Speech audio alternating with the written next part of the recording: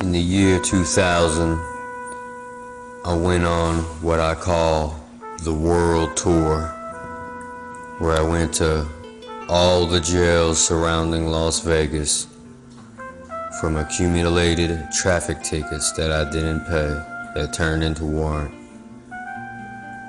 And North Las Vegas jail was the last place that I landed.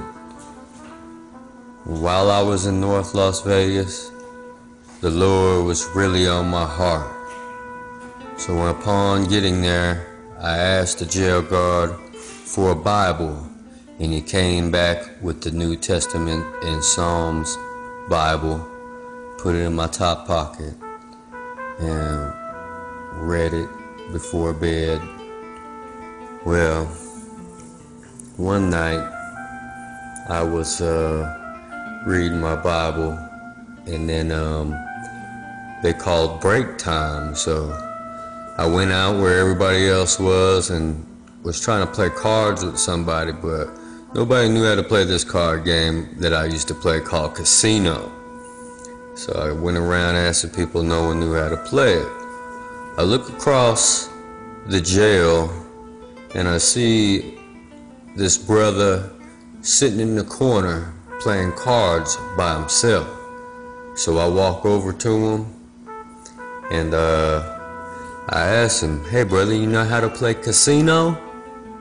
And he was like, yeah, I know how to play casino. Have a seat. So I sat down next to him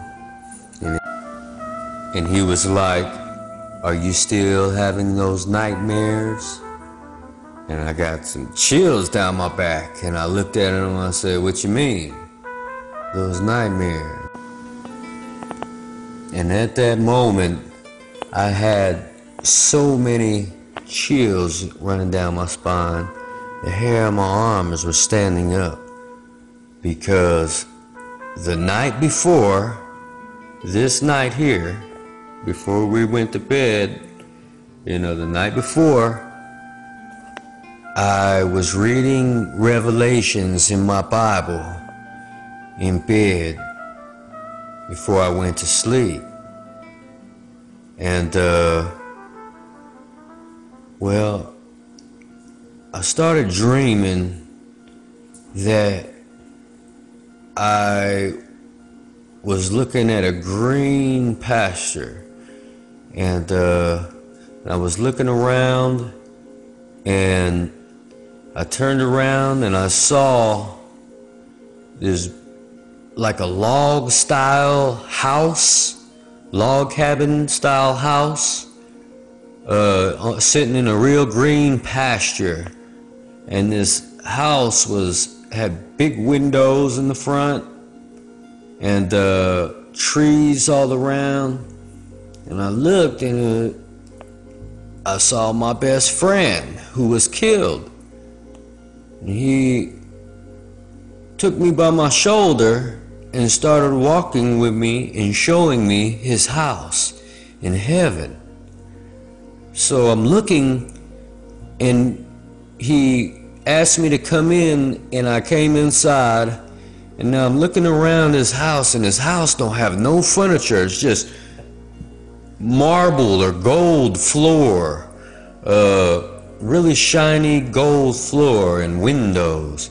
And we were standing there staring out his window, and he had his hand on my shoulder, and I remember I was crying, and I was weeping, and he kept telling me that he's all right. This is where he's at.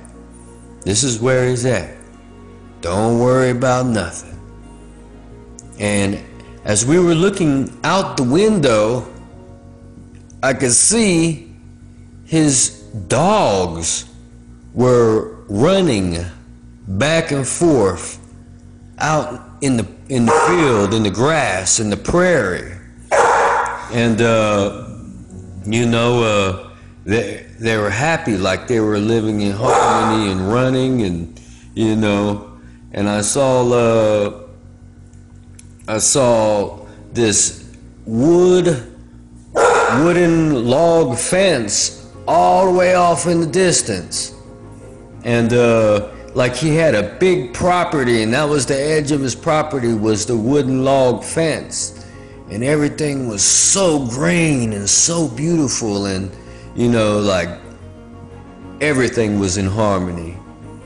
And I sat there and I was looking at the house with him, and was just sitting there crying.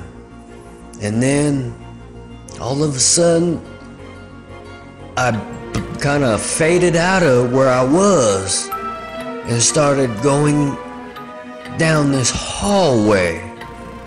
And now I'm like, where am I at?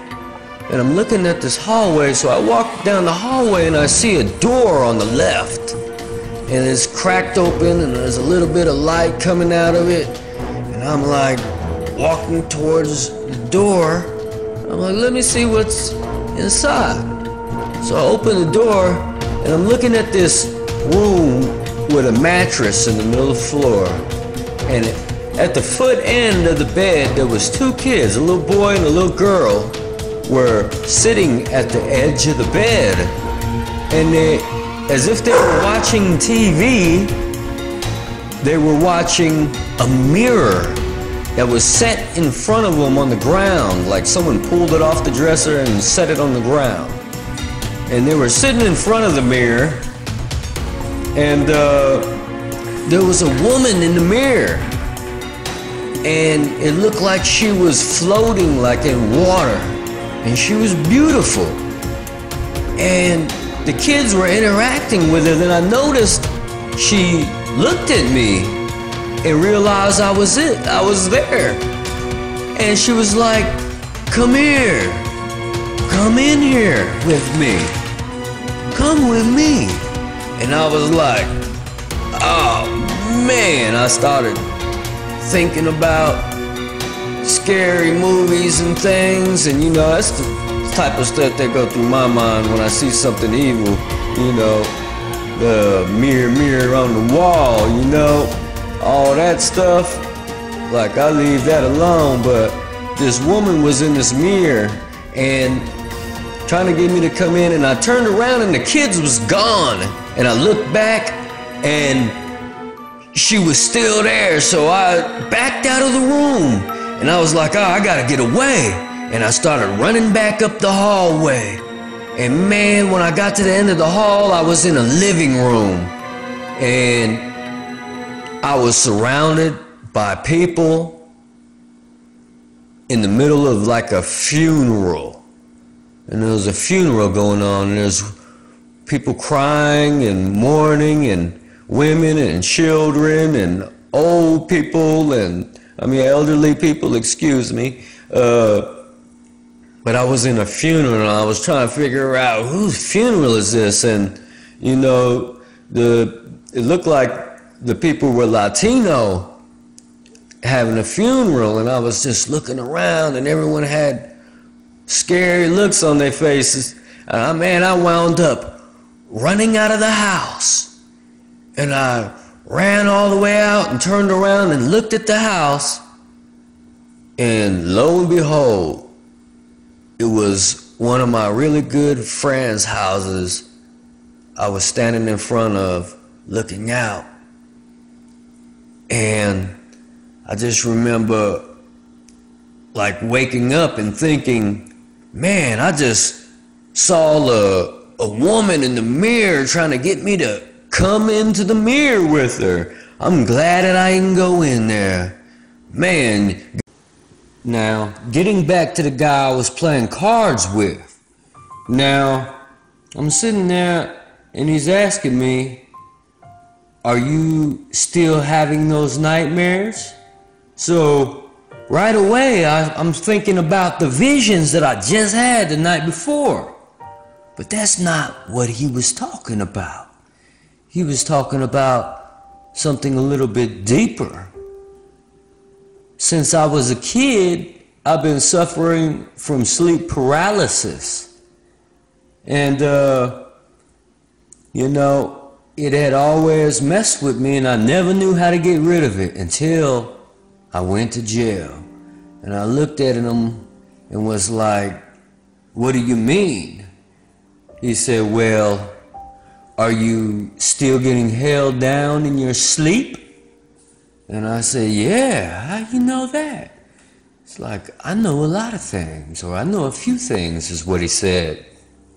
And then he was like, well, let me tell you something, brother. There's only one way for you to fight them. And I looked at him, I was like, please tell me how.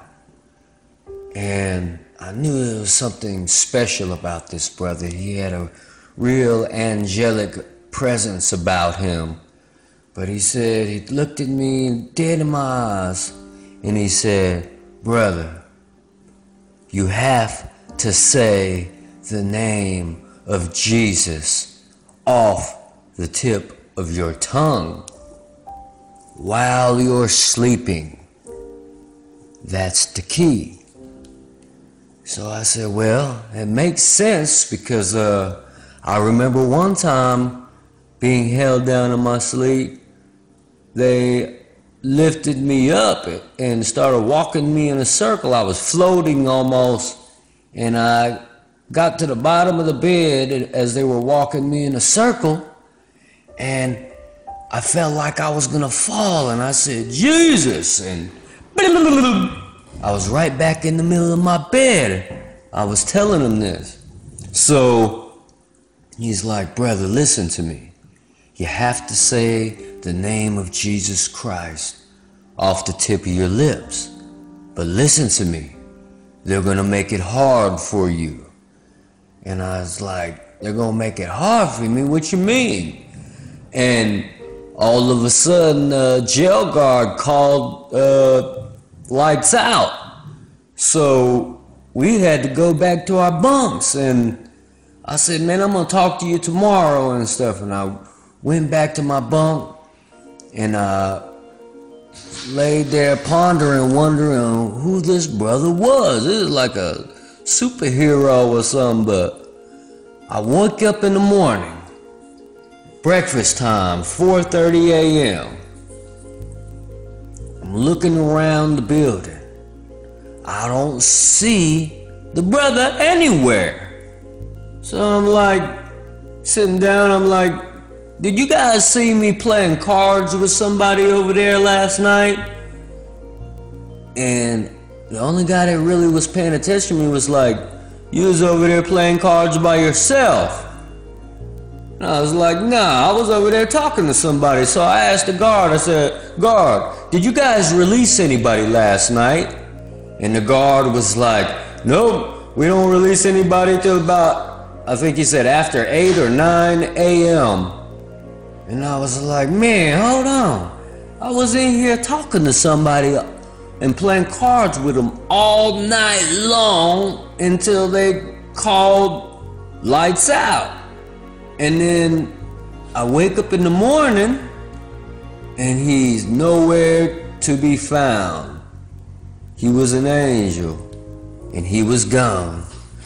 And I was like, man, that was crazy. And so like ever since then I started really believing in angels and things, you know. I know that God had sent him to me to tell me how to fight this evil spirits that I've been fighting since I was a kid. And that brother, he said, man, listen, you have demons riding you. And he even directed me to a person that he wanted me to go see. But long story short, I got out of jail a few weeks.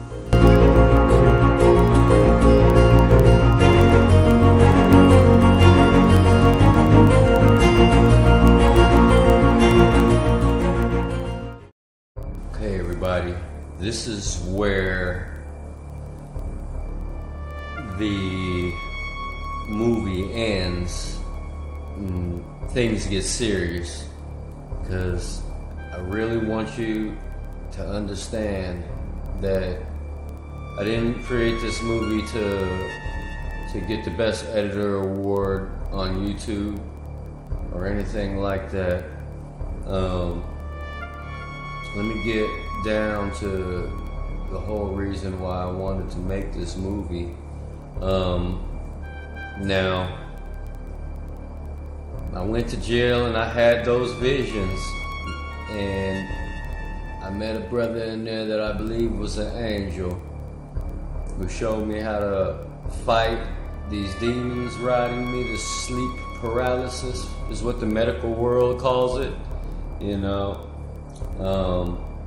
God sent that angel. It might have been God, it might have been my best friend that got killed that showed me his house in heaven, you know. But what I want to tell you, I want to finish the rest of the story up close and personal with you, so you can really understand and really feel how serious this is. This is not a game. This is not a joke. You know, there's spirits out here that are trying to kill the saints, trying to kill the prophets of God, and it's a Jezebel spirit. Okay, so I'm going to start by telling you how it all manifested and how my vision came to reality, okay? So, I get out of North Las Vegas jail, and about 2 weeks later, only that's it, 2 weeks, I had to stop for some gas in a gas station. And I went in, paid for my gas, and another thing about this, y'all, is back in 2000, you know what I'm saying, I was a little more than a player, if you know what I mean. You know what I mean? I always believed in God. I always knew God was real, but you know, I was lost in the world, young and crazy, doing all types of things to make money and to get the girls, you know what I mean? So this time I was in a lot of, I wouldn't say competition with my other peoples But you know, it was a big game going on and stuff, you know. So we were always trying to knock and trying to holler at the girls, you know. That's what we were doing at that time. So 2 weeks after I get out, I'm getting gas at this gas station, and I go in and I meet this girl. Okay, I didn't think much of my vision at the time. I just know I met a very pretty girl that was actually working at this little store. And long story short, I spit my little lines at her and wound up hanging out with her after she got off work. So I go to her house and, you know, we hang out, kind of like fall in love somewhat, you know what I mean? You know? And about a month, maybe a month and a half, excuse me for lagging so much, about a month and a half later, I moved in with the girl, okay? I moved in with this girl and wanted to there all the time and stuff, you know, and I would watch this girl, you know, she started off cool, but then I noticed she started drinking a lot and things and was doing some other things, and she started getting real excessive with it. And, you know, even though I lived with her, I still had my mom's house at that time, so I could always go home if I had a problem. But one time, I get back to her house, and I walk in, and I look around the living room, and in the kitchen, my girlfriend, I'm not even gonna give her a name, old Jezebel, I'll call her Jezebel, old Jezzy, she wasn't in the kitchen or the living room or anything, so I was like, where's my girl at? So I start walking down the hallway, okay, and her bedroom door was at the end of the hall on the left. Alright? So as I'm walking down the hallway and I see the bedroom door on the left, and a little bit of, it's like early in the morning, so the light just started shining, where everything kind of was pale yellow, you know what I mean? But anyway, I start walking and I see the door kind of cracked open, and I started realizing that I'm walking into my vision. So before I even hit the door, I said that vision was a bad vision. That vision had a woman in it trying to get me to get into the mirror, and then I left and ran through a funeral, and then I walked out and I was at my friend's house. So what's going on? So I'm walking down the hall. I get to the door. It's cracked open. I peek inside. Lo and behold, she took the mirror off of her dresser and she set it on the wall right there in front of her mattress that was on the floor.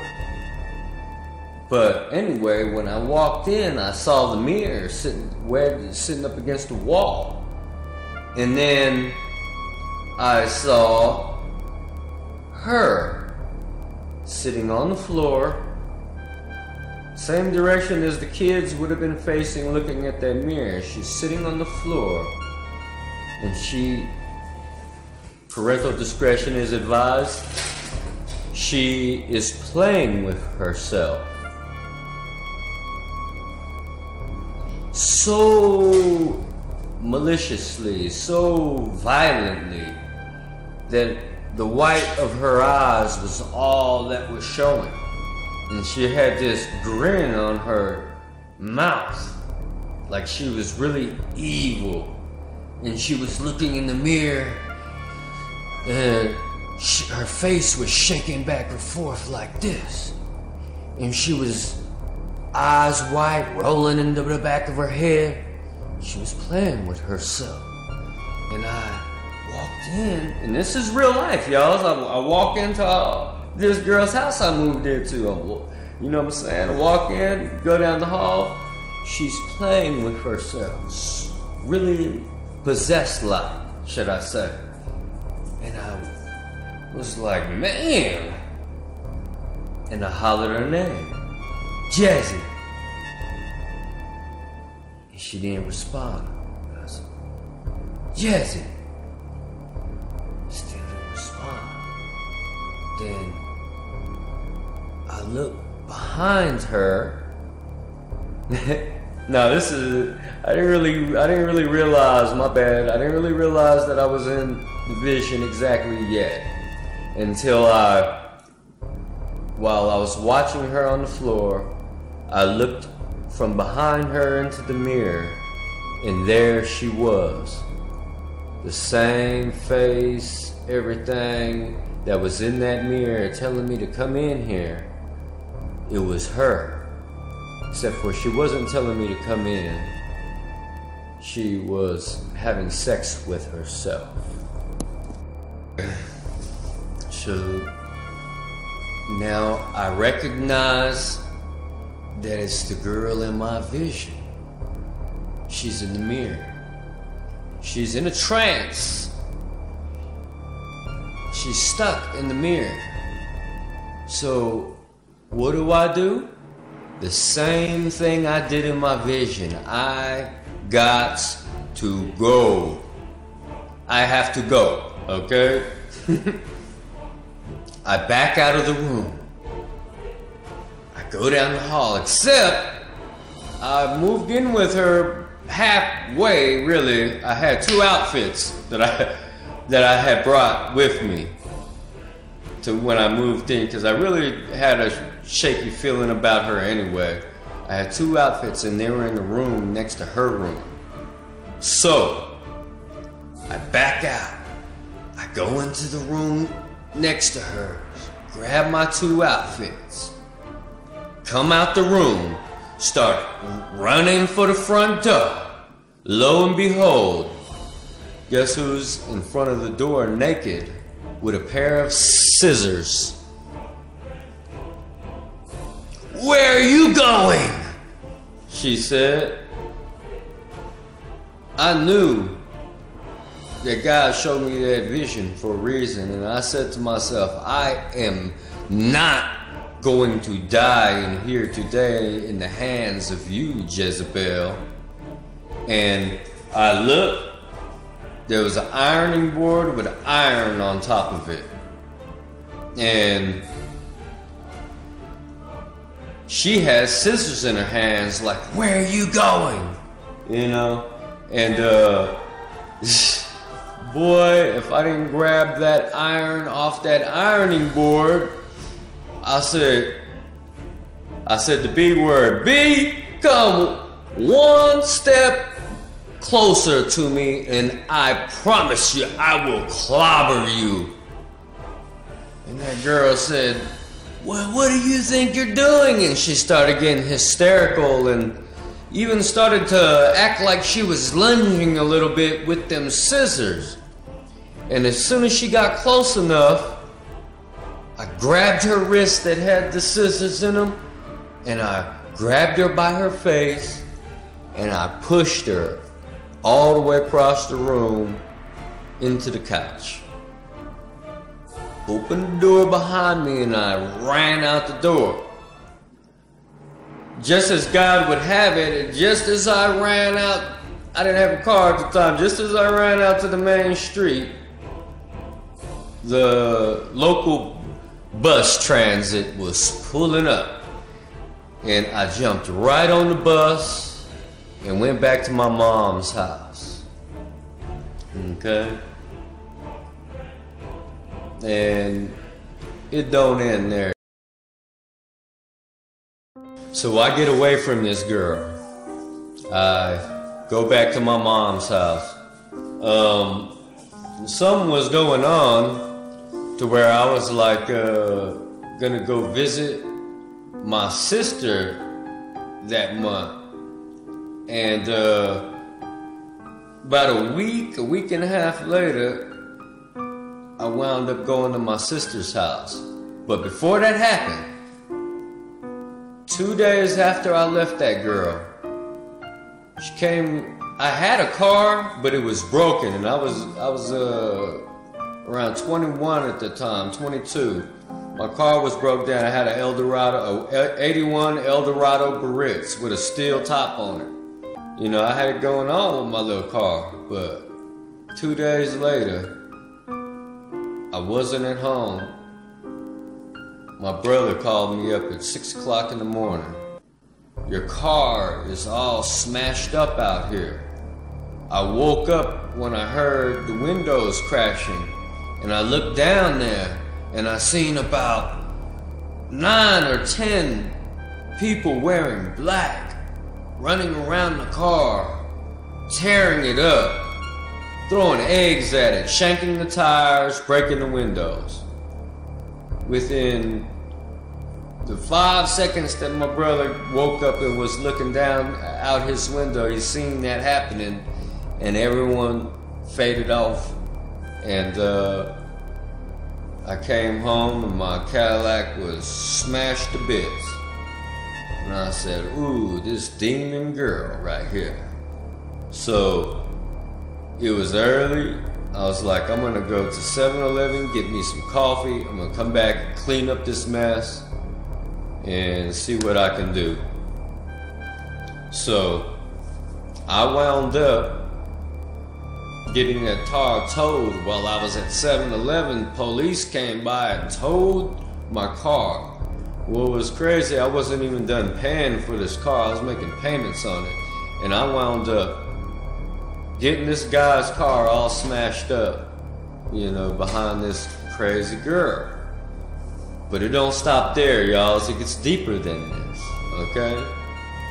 So about a week and a half, 2 weeks later, I'm in the Bay Area visiting my sister, and I'm like, I'm gonna come out there and visit you for a little bit. So I was planning on staying for a month, or if I liked it enough and I established myself, I was gonna move out there.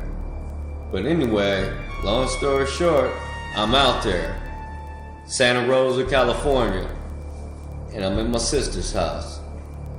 I get a phone call from my uncle in Vegas. He's like, man, you know, he was my homeboy, my uncle. You know, we was doing the same thing I was doing. You know what I'm saying? We were all doing the same thing at the time. But he called me up and was like, man, guess what? And I was like, what? He was like, our boy got with that girl that you was with. And I said, man, what did you just say? He said, man, our boy just got with that girl and stuff, man. I said, man, check this out. He don't know what he's doing right now. He don't know who that girl is or why I left her. But she probably caught up to him on purpose. You know, she's probably trying to get at my friends and stuff, you know. But at that time, like I said, me and my friends were competitive, so, you know, I think he felt like he was kind of, he knocked my girl from me or something, you know. But anyway,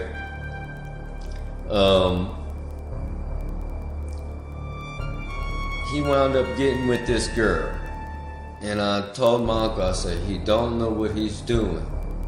Listen, I jumped out of the devil's shoes, and he just jumped right in them. I said, I left that girl for a reason, I told my uncle. I said, I left her for a reason. I said, I had a vision of her, and I started telling my uncle about my vision, okay? Now, that wasn't it. That happened about a week later. My uncle calls me again. Now, it's going to start to sound like Job when the servants came and told Job what was happening. Now, my uncle calls me exactly a week later.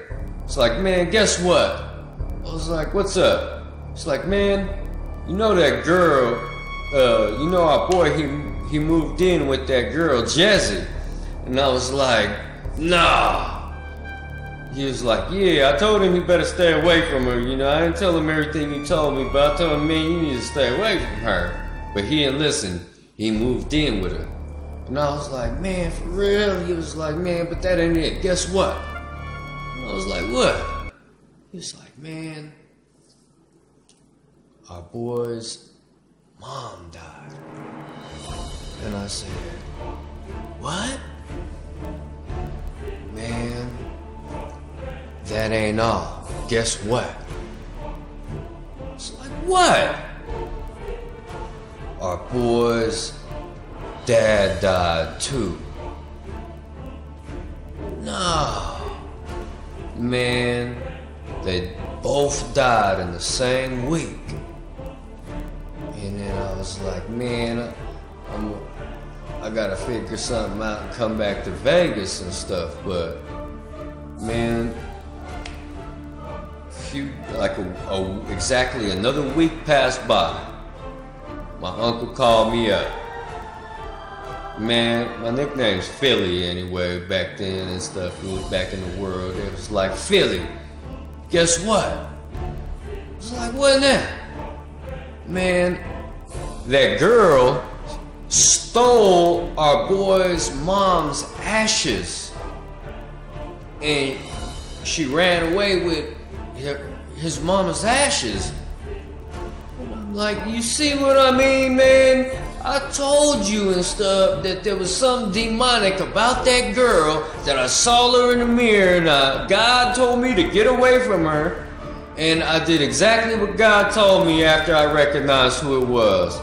I got away from her, and then he jumped right back into the situation that I was in. But that's not it, y'all. That's not it. It's like, man, so he stole my boy's mom's ashes. And he was like, man, that's not all. She's calling all our friends and she's talking mess about them and stuff, blah, blah, blah. And I'm like, nah, man. And talking about how she got him doing drugs and things and stuff with her and stuff. And I'm talking about this girl, I used to watch her drink a 40 ounce along with a big bottle of Cavassier and kill it all in like 4 hours, all of it. I didn't understand how she was doing it. Then she was also smoking weed. She was doing all these drugs that a normal person would have passed out. A normal person would have died, but this is a girl that would be like, gotta drop my daughter off at the babysitter right after she just drunk those 2 bottles and stuff. And not, you know what I'm saying, this is like, I'm just now seeing this with her in this alcohol and the drug thing. So I was like, you know, like, man, she got a demon driving her, because none of that stuff is affecting her, and she drive across town perfect, not even a swerve. I said, yeah, she's being used. But exactly another week later, y'all, and I'm not lying to you, I'm really telling you the truth here, because you need to hear what these spirits are capable of, you know. Another week let pass, and my uncle said, man, you would never believe this. I was like, what? He said, that girl, Jessie, stabbed our boy all up and down in his back, in his chest or whatever, with a pair of scissors.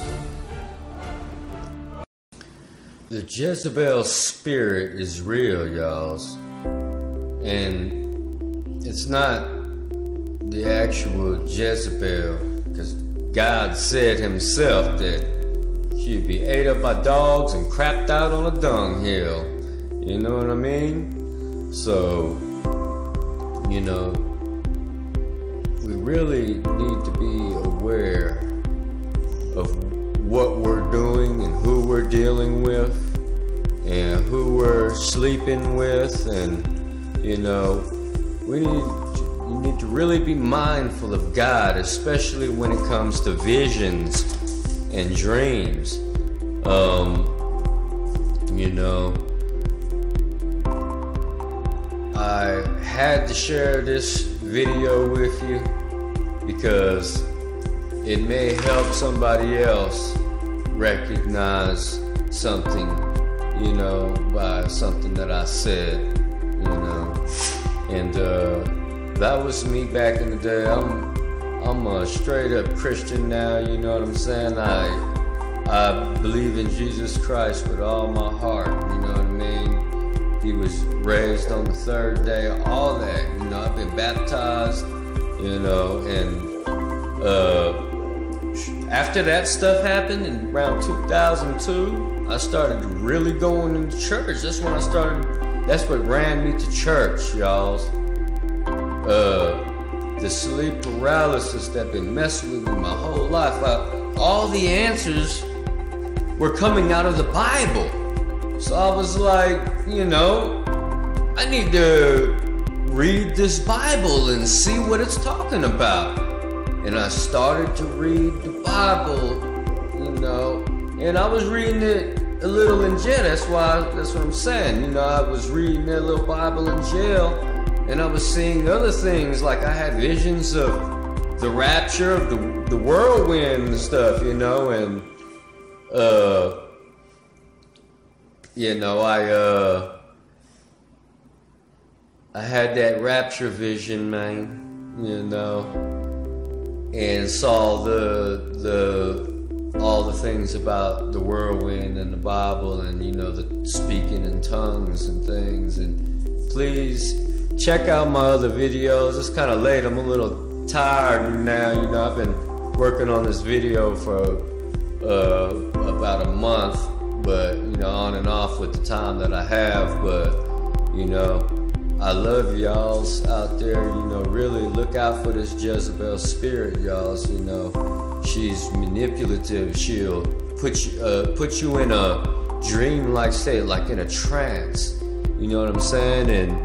And right when you're slipping now, a good thing about this, everybody, is that my friend is still alive today and stuff. But he really learned a tough lesson. I learned a lesson out of it. You know what I mean? But you know, God gave me a vision that saved my life. You know what I'm saying?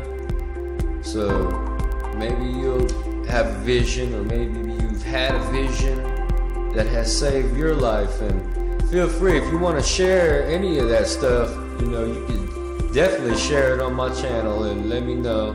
Send me a message, email, however you want to do it, you know. But God bless each and every one of y'all's out there. Keep your eyes out and open. I mean, keep your eyes open. Yeah, I'm getting tired now. God bless everybody. Remember, you're the heads and not the tails. If God could use me, He could use you too. Amen.